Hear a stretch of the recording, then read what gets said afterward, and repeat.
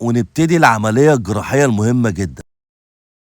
دي البهارات اللي فضلت مني، انا عن بهارات صفيتها وحطيتها جوه السرنجه، وهبتدي بالسرنجه اختي اوزع البهارات في كل حته جوه لحم الفرخه. يعني كده التتبيله دخلت جوه لحم الفرخه، واهم حاجه المنطقه بتاعت الصدر عشان كميه اللحم فيها بتبقى اكبر. وبعد كده في الكيس الحراري وقفل يا عم الحاج، وادخل على الفرن لمده ساعه على الاقل. ساعه اختي على درجة حرارة 200 اختي، وبسم الله ما شاء الله.